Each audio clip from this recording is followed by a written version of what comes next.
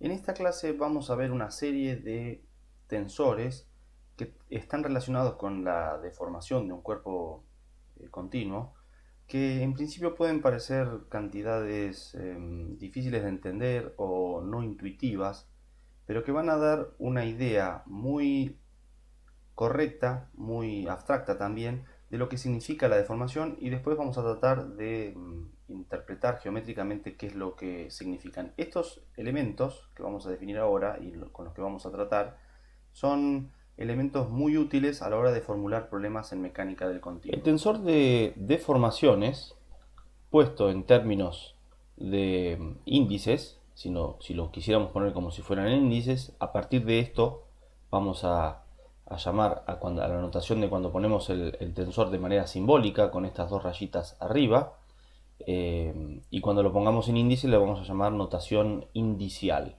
La relación que se usa para suponer que el tensor tiene índices es encerrarlo entre paréntesis e indicar cuáles son los índices, por ejemplo de esta manera. Así, entonces, el tensor de deformación es la componente IJ o sea, cada una de las componentes IJ del tensor de deformaciones en índices se puede poner de esta manera: la derivada de la componente iésima de la función de movimiento, del vector de movimiento, respecto de la coordenada jésima. Vemos que de ambos lados, ambos miembros de esta igualdad, quedan libres los índices I y J, quedan libres.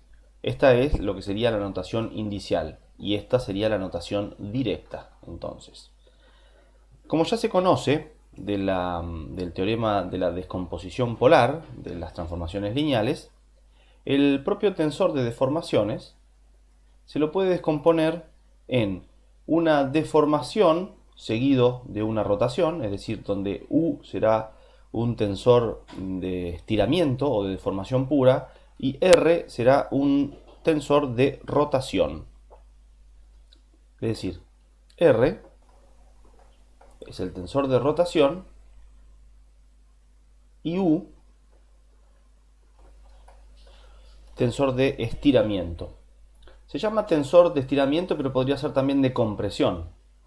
Se refiere al cambio volumétrico que tiene el elemento en el cual se está refiriendo esto. La otra parte del teorema de la descomposición polar también indica que se puede descomponer la deformación cualquiera en una deformación o en un estiramiento y una rotación, pero tomadas a la inversa. Es decir, primero una rotación y después una deformación. Entonces este otro tensor, el tensor B, también será un tensor de estiramiento o de deformación pura sin rotación. ¿Eso qué quiere decir? ¿Que el cuerpo está rotando y se está estirando? No. Esto quiere decir que, así como esta función es una función de la posición, el propio tensor gradiente de deformaciones es una función de la posición. Entonces, tanto R como los dos tensores de estiramiento, U y B, serán funciones del punto. ¿Eso qué quiere decir? Que si nosotros tenemos un medio continuo y tomamos una pequeña región y vemos cómo se transforma en otra parte del espacio, pero se transforma ese mismo punto, este punto localmente se lo puede considerar que primero está estirándose o comprimiéndose y después está rotando, o a la inversa. Primero está rotando y después está comprimiéndose. Los tensores de estiramiento, U y B, son definidos positivos, son simétricos y definidos positivos. ¿Eso qué quiere decir? Que U traspuesta es igual a U o B traspuesta es igual a B. Y además son definidos positivos. ¿Eso qué quiere decir? Cualquiera de ellos, por ejemplo U, si se multiplica, si se lo aplica a un vector cualquiera, vamos a hacer un vector cualquiera que sea un vector U, y a este vector, a lo que queda de la transformación lineal de aplicar U al vector U, lo multiplicamos por el mismo vector U, esta cantidad que está aquí será siempre positiva. Eso significa que es definido positivo. Por lo tanto, ocurren estas dos propiedades que tienen, que son consecuencias del teorema de la descomposición polar aplicado en este caso al gradiente de deformaciones. Se llama tensor derecho de Cauchy-Green al tensor que vamos a llamar con la letra C de ahora en adelante, que se construye a través de hacer la operación de F traspuesta por F. Esto es en notación directa, y en notación indicial, directa o simbólica, ¿no? Y en notación indicial esto se podría poner de esta manera: CIJ igual a F I K por F K J transpuesto. Si usamos la propiedad de transposición y justamente intercambiamos los índices, esto se puede poner de esta manera: F KI por F KJ. Obviamente hay suma en K. El tensor izquierdo de Cauchy-Green, que lo vamos a denotar con la letra B larga, mayúscula, será F por F traspuesta. Y por supuesto en componentes, B y J por FJK. Estos dos tensores, el C y el B, juegan un papel fundamental, así como el propio tensor gradiente de deformaciones y el tensor U y B. Estos dos también forman un papel importante en la mecánica del continuo. Da la información, todos ellos dan información de cómo es la medida de la deformación en un medio continuo. Además, como por un lado F es R por U y por el otro lado es B por R, significa que estas dos cantidades son iguales. Esto quiere decir que R por U será igual a B por R. Entonces, despejando por ejemplo aquí U, multiplicando izquierda por la inversa de R y teniendo en cuenta que un tensor de rotación, su inversa coincide con su traspuesta por ser ortogonal, entonces se puede demostrar esta relación. Y además, como B es F por F traspuesta, de aquí también se puede demostrar que B es igual a, hagamos la descomposición polar del tensor F en términos de, como ya sabemos, al transponer se invierten los tensores, las transformaciones lineales, y va a quedar así. Todos tensores, por supuesto.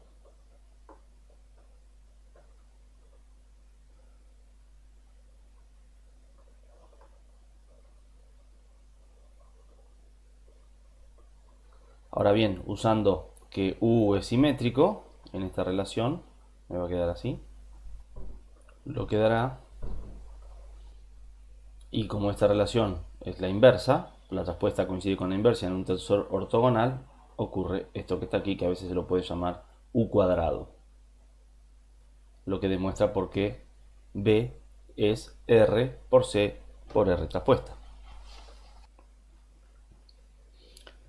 El tensor de Green y Saint-Venant se define a partir del tensor de Cauchy-Green, el tensor derecho, de esta manera.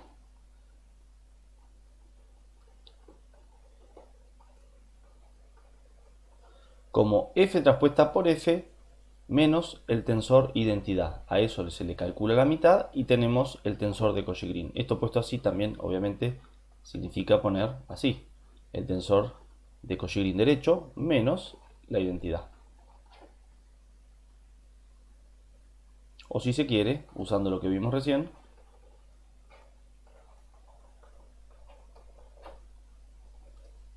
de esta manera. En el caso de que no exista deformación, el tensor gradiente de deformaciones tiene que ser la identidad, porque recordemos que la fibra nueva, elemental o diferencial, se transformaba desde la fibra vieja o de la fibra de deformación de referencia de esta manera. Por lo tanto, si el cuerpo no se deforma, la fibra original y la fibra nueva, la fibra en la referencia y la fibra en la configuración actual, deberían ser lo mismo. Por lo tanto, el tensor de deformaciones, gradiente de deformaciones, tendría que ser la unidad. En ese caso, ¿qué ocurre con la idea de la deformación debida a la descomposición polar. Aquí vemos que si F es unitario, entonces U también lo tiene que ser, porque R, al ser ortogonal, también lo es y lo es siempre. Es decir, el tensor U tiene que ser unitario. Por lo tanto, en caso de que no existiera deformación, el tensor de deformación U será unitario y lo único que podrá haber es una rotación. Además, F traspuesta por F, que es ni más ni menos que C, va a ser R traspuesta por R, y esto es unitario, independientemente de cómo sea la rotación. Por lo tanto, si el cuerpo no se deforma, U es unitario y F es una rotación. Y además C también es unitario. R no tiene por qué serlo, es ortogonal, por supuesto. Además, el tensor de Green y Saint-Venant, que está dado por esta relación,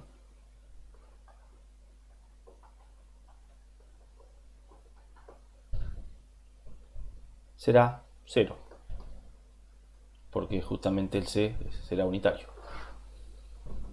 Dado que el gradiente el gradiente de deformaciones transforma vectores materiales en vectores espaciales, entonces f a la menos 1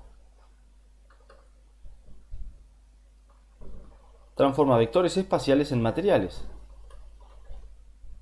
¿Por qué? Muy simple.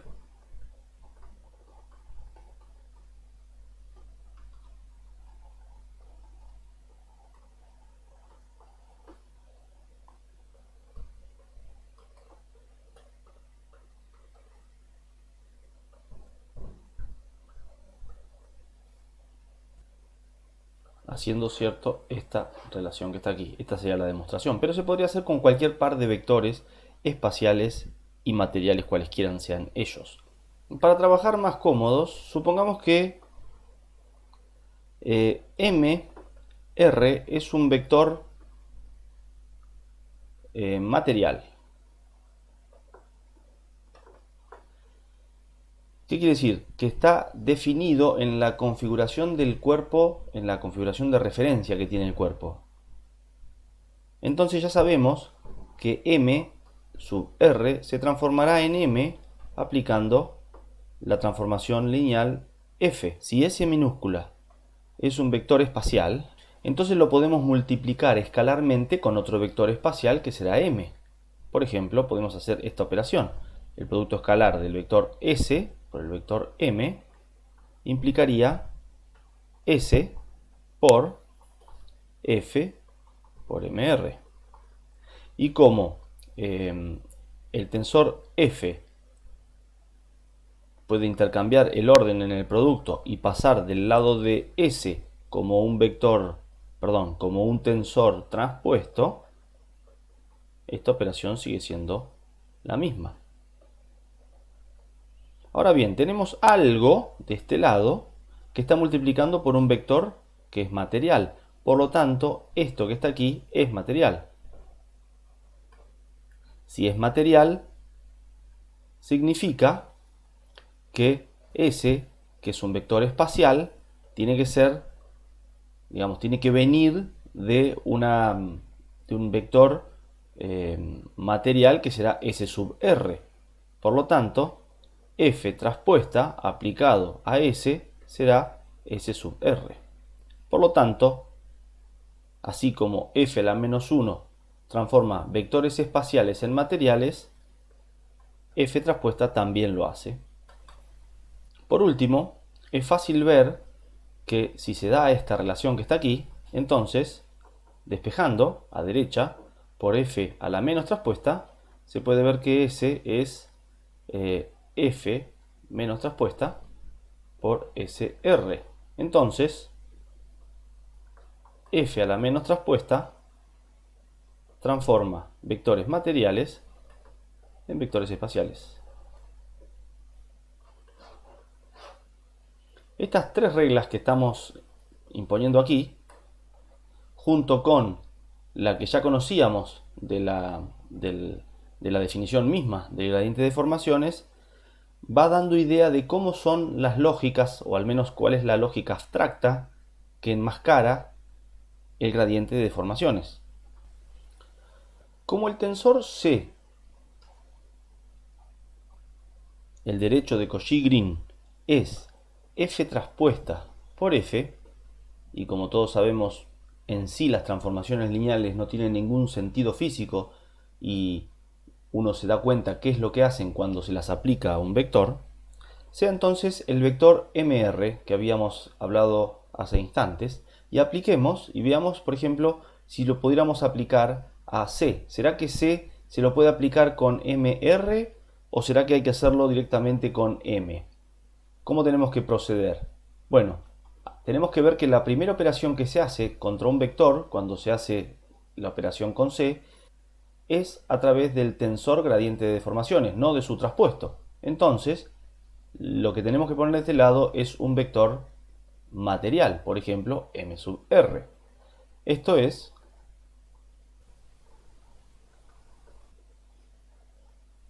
de esta manera. Ya sabemos que f transforma vectores materiales en espaciales, y en particular en este caso habíamos dicho que la versión espacial de m sub r era m. Por lo tanto, esto que está aquí es m, el vector m, y esta igualdad va a quedar de esta forma.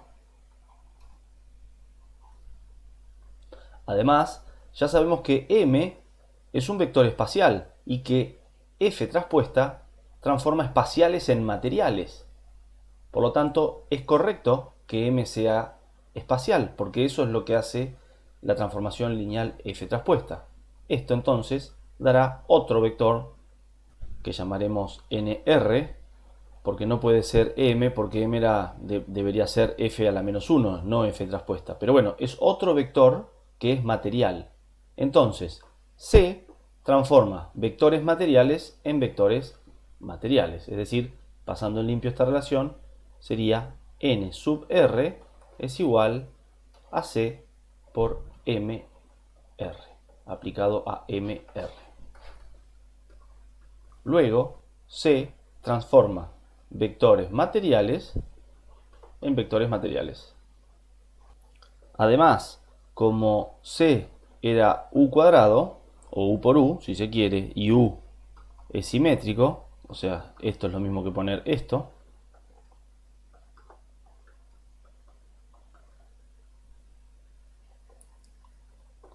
u también transformará vectores materiales en vectores materiales. Y evidentemente, como el propio tensor de Green-Saint-Venant está construido a partir del tensor C, entonces el tensor de Green-Saint-Venant también transformará vectores materiales en vectores materiales. Por el contrario, se puede demostrar, siguiendo estos mismos procedimientos, que los tensores izquierdos de deformación izquierdo y el izquierdo de Cauchy-Green trabajan a la inversa, es decir, ambos van desde los espaciales a los espaciales. Entonces, los tensores U, E, C, por ejemplo, son tensores puros porque transforman vectores en los mismos espacios. De la misma manera ocurre con los tensores de deformación B o de Cauchy-Green izquierdo B larga, que también están en el mismo espacio vectorial. Por último, veamos que el tensor de rotación R, en la descomposición polar, a ver cómo se comporta. Entonces, como antes, trabajemos con la fibra M, es decir, M igual a la transformación de MR, de esta forma. Y usando la descomposición polar, quedaría R por U por MR. Pero ya dijimos que U transforma materiales en materiales. Por lo tanto, todo esto es material.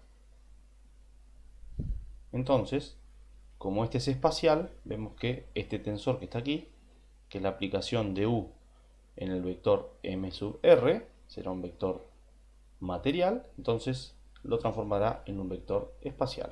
Luego, R transforma materiales en espaciales.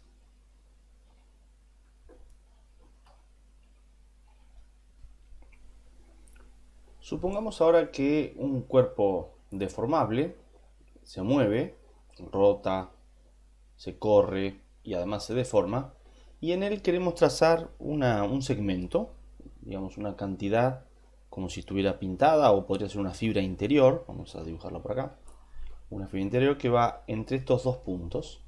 Entonces a esta, a esta fibra que está acá se transformará en otra, que por supuesto podría estar curvada, pero vamos a suponer la situación en la que tomamos el segmento o la distancia que hay entre estos dos puntos. Entonces a través del movimiento esta fibra irá a parar, supónganse, por acá, y se estirará, rotará, hará lo que tenga que hacer cuando se mueva. Por supuesto, los puntos que están en el medio podrían ir a parar a una curva, ¿no es cierto? Pero después vamos a hacer el paso al límite y ver qué es lo que ocurre con la deformación de esto. Veamos que si nosotros tomamos el punto, supónganse que este es el punto x1, el vector x1, referido a algún centro o a algún polo O, entonces acá habrá un vector de esta manera, y acá habrá otro vector x2, ¿no es cierto? Pero vamos a, para no complicar el dibujo, voy a borrar los vectores que están aquí. Entonces acá estará el vector x, cuidado, x minúscula, no x mayúscula, porque es material 2, ¿sí? Entonces después irá a deformarse y acá vendrá a parar el vector x2, que será el punto material que viene a parar a este punto espacial x2, y aquí estará el punto x1. Es claro que si nosotros queremos ver cuál es la distancia que hay entre los dos puntos en la configuración, digamos, digamos, en la configuración indeformada, tendremos que hacer esta diferencia. Y esto no es más que hacer, por ejemplo, x1, cuidado, x1 menos x2. Este es el segmento material. De igual manera, el segmento espacial, con x minúscula, no es más que la función de movimiento evaluada en el punto x1 menos la función de movimiento evaluada en el punto x2. Además, usando el gradiente de deformaciones, podemos escribir esto, donde la diferencia que hay entre la fibra calculada de esta manera y la que corresponde a calcularla de esta manera está dada por un término de orden en el valor del tamaño que tenga la fibra original, ¿no es cierto? Por supuesto, esto será cierto o tenderá o será un término de orden despreciable cuando el valor de la fibra material tienda a 0. Dado que delta X es la fibra indeformada, supongamos que mide de tamaño L. Lo que estoy diciendo sería, L sería el módulo de este vector, del vector diferencia entre estos dos puntos. Así que al propio vector diferencia lo puedo poner como el módulo por un vector unitario E que va en la dirección que está aquí puesta, ¿no es cierto? Si hacemos x1 menos x2 será un vector unitario que va así. Acá estará el vector E en el campo material. Al deformarse, ya vemos que tanto por esta relación como, por esta relación como por esta relación, cuando el cuerpo se deforma, el segmento va a parar al segmento delta X. Esta operación en la que pasamos del espacio indeformado o el del espacio de referencia al espacio actual, se lo suele llamar pull forward, o sea, o es la evolución hacia adelante. Y cuando nosotros vamos del espacio actual al espacio de referencia, se suele llamar la operación o el operador que hace esa tarea, se la suele llamar pullback.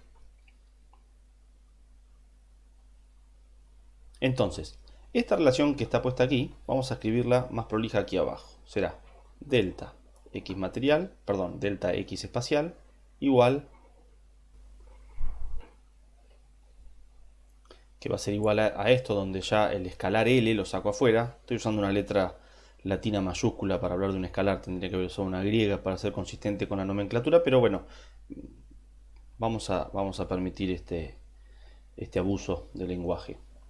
Entonces, ahora pasemos dividiendo en ambos miembros la cantidad de escalar L y tomemos el límite para cuando L tiende a 0. Esta relación que está puesta aquí se va a transformar en esto que está aquí. El límite para L tendiendo a 0, vamos a hacer esta fibra que tiende a 0, va a ser entonces de la relación delta x sobre el largo L, directamente va a ser F por E. No sé si lo dije, pero aquí L, digamos, al reemplazar el tamaño del vector indeformado, el operador F, la transformación lineal, opera sobre vectores, por eso el L sale afuera, lo paso dividiendo y obtengo esta relación que está aquí. Esto que nos está mostrando cómo cambia la fibra por unidad de longitud original cuando va a parar a la imagen, al cuerpo deformado o a la configuración actual, se la suele llamar vector extensión, del inglés stretch vector o estiramiento, del vector estiramiento. Vector estiramiento o extensión es una, digamos, no es una verdadera traducción de stretch vector porque podría acortarse, no necesariamente tiene que estirarse, se puede se puede acortar el vector. Pero bueno, como sea, dependerá de f. Entonces aquí es donde se ve que f, cuando se lo multiplica por un vector, por una dirección, lo que nos está diciendo es cuánto se acorta o no se acorta o se estira la fibra, cualquiera sea. Incluso acá está puesta la dirección de esto. El módulo de esta cantidad, hagámoslo, calculémoslo, será, lo vamos a llamar con la letra lambda al módulo,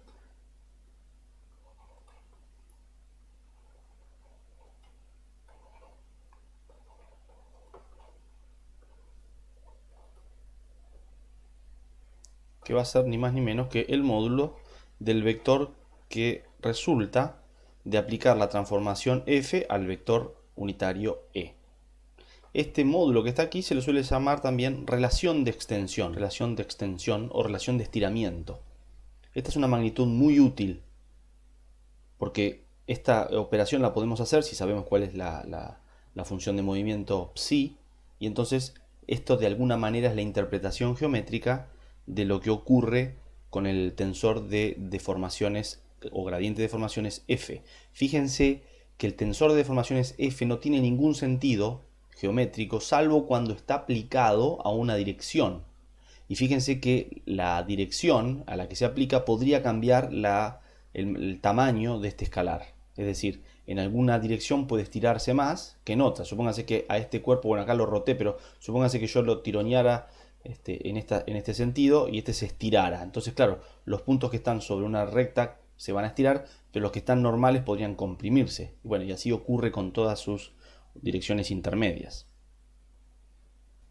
Así que la relación de extensión representa la extensión o la compresión que sufre una fibra en la dirección del vector unitario E en el punto donde se está evaluando la función de movimiento x o chi, ¿no es cierto? Chi de x. Entonces, dado que, vamos a seguir acá un poquito más. Dado que lambda o la relación de extensión es el módulo de la aplicación del tensor de gradiente de deformaciones con E, y al tensor gradiente de deformaciones lo podemos descomponer, por ejemplo, con la descomposición polar de R por U,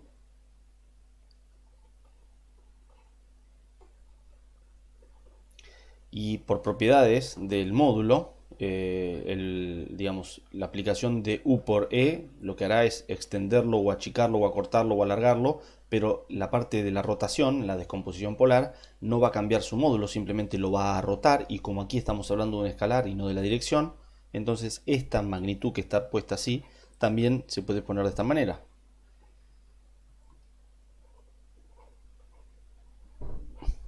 donde eliminé la cantidad r, la rotación r. Además, si ahora elevamos al cuadrado, hacemos lambda al cuadrado, será lo mismo que hacer lambda al cuadrado de esto. Es el módulo, esto es un vector, aquí le calculamos el módulo, y su cuadrado es lo mismo que hacer el producto escalar de él consigo mismo. O sea que esto sería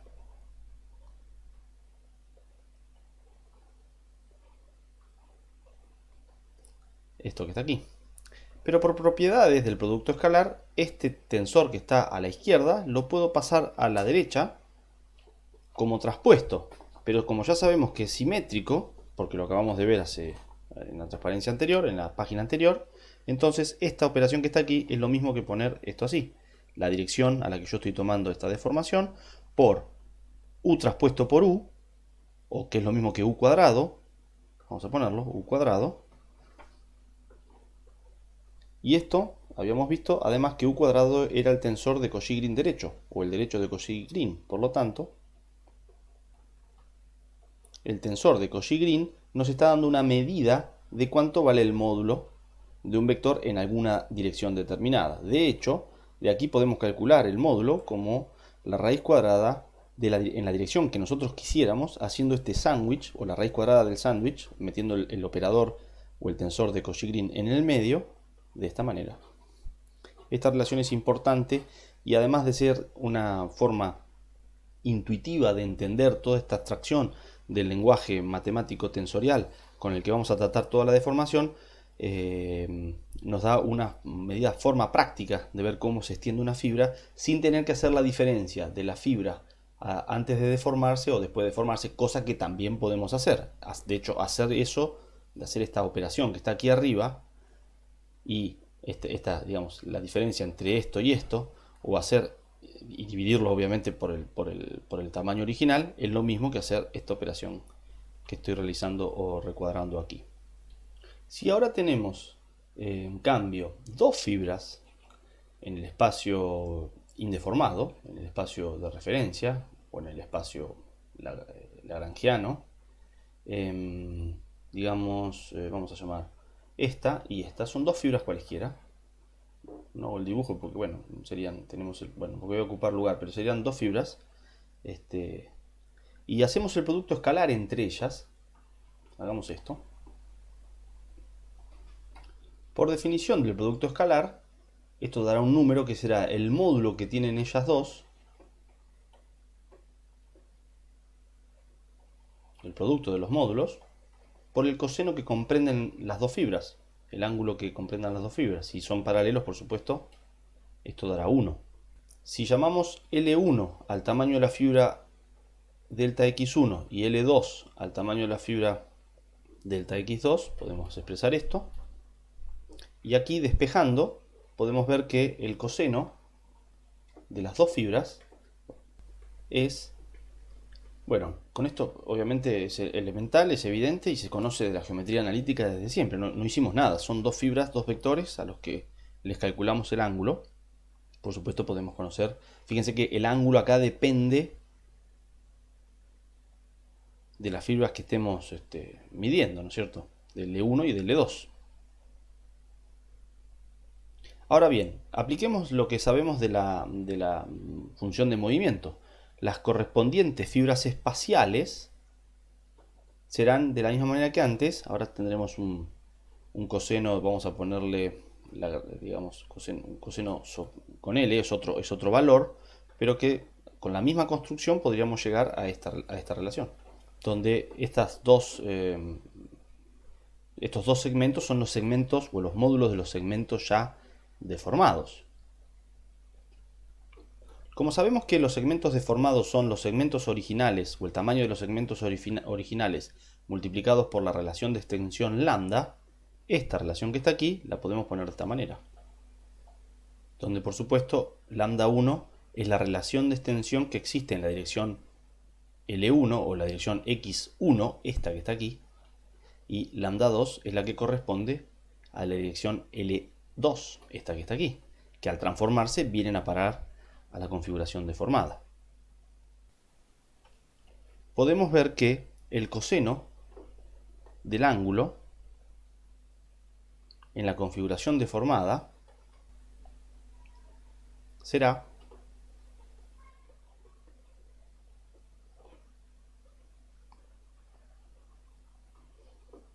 que puede servir como una forma de medir la distorsión angular, es decir, dos fibras en un cuerpo que forman un ángulo θ. Cuando el cuerpo se deforme, estas dos fibras también se van a deformar y el ángulo se va a distorsionar. Entonces este ángulo que está aquí, que era θ, va a ir a parar al θL, que está aquí. Ese θL lo podemos medir de esta manera. Aquí E1 y E2 son las direcciones del vector en estas direcciones donde se toman las fibras, donde se miden la distorsión de ángulos. Así se calcula entonces la distorsión angular. Dado que tanto U como B, los tensores de estiramiento o de deformación, recuerden que nosotros descomponíamos al tensor gradiente de deformaciones en un estiramiento por una rotación. Primero el estiramiento, porque acá aplicamos a un vector, entonces primero estiramos, después rotamos, o primero rotamos y después estiramos.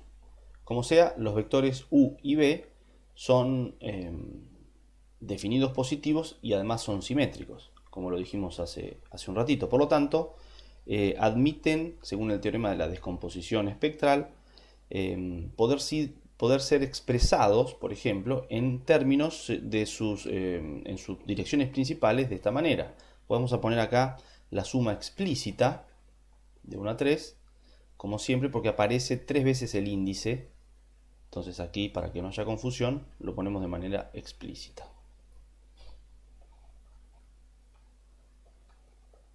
Esto es consecuencia de la descomposición espectral, donde lambda i son las direcciones, los valores propios de la descomposición espectral, que corresponden a los RI, que son las direcciones principales del tensor de formación. Por supuesto, ocurrirá lo mismo con B, que tendrá otra descomposición espectral, por supuesto, en I de 1 a 3 de lambda. Pero ahora van a ser otras direcciones principales, sean por ejemplo las direcciones principales L.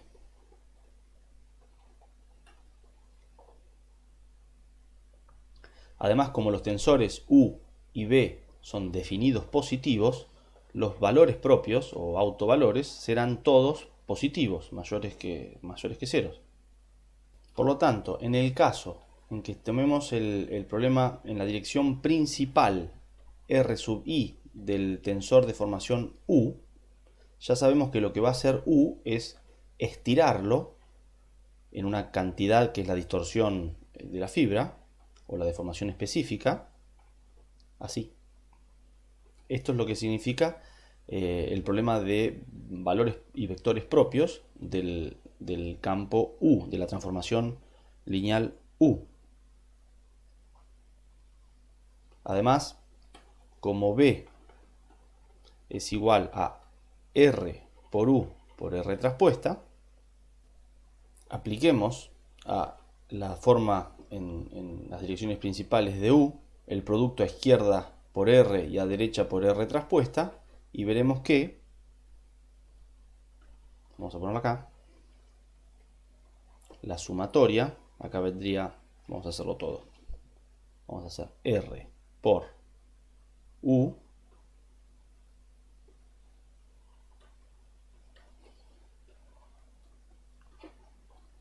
y acá pongamos la descomposición espectral.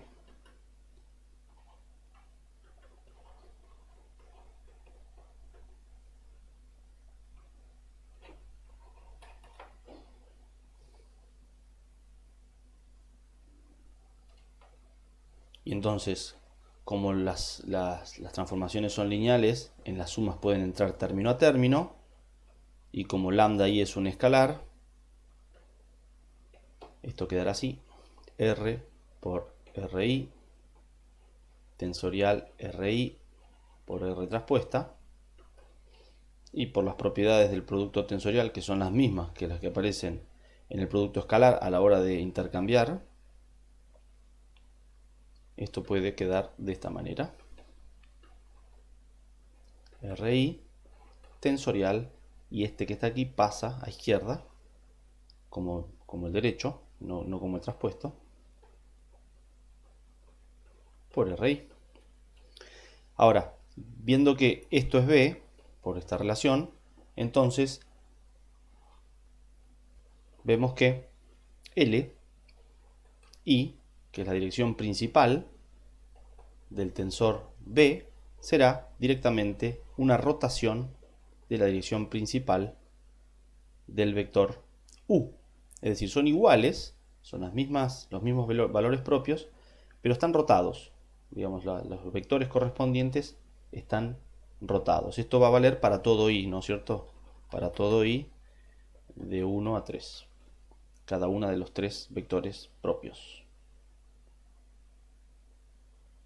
Bueno, de la misma manera se puede ver que C también se lo puede descomponer como es simétrico en sus direcciones, en sus valores principales, pero acá va a quedar al cuadrado, porque se trata del cuadrado de U.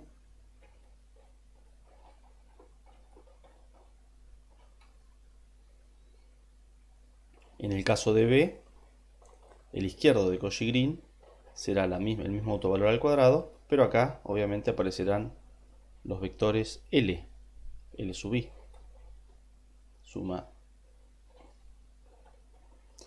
en I, ¿no es cierto? Siempre de 1 a 3. En el caso del tensor de Green y Saint-Venant,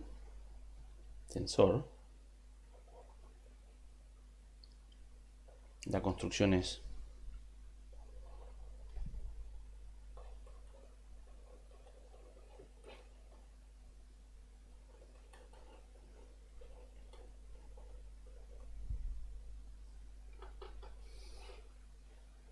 y para el caso de F, que es el más interesante, está la mezcla. Por supuesto, esto no es la descomposición en direcciones principales, pero vemos cómo queda al poder construirlo de todo esto, cómo queda que F se puede poner como una combinación mixta del producto tensorial de los vectores propios de la transformación de B por los vectores propios de la transformación U. Esto, que en un lenguaje abstracto puede parecer inútil porque pareciera ser una complicación a la hora de tratar los problemas de deformación, resultan muy útiles cuando se pretende estudiar el movimiento o plantearlo de manera correcta. Todos estos tensores van a ser, ahora parece una complicación, pero van a ser muy útiles. Uno dirá, oh, qué macana, esto de la mecánica del continuo está llena de tensores. Bueno, son lo que tienen que ser. Una vez que uno se acostumbra a trabajar con ellos, es muy simple y es muy práctico.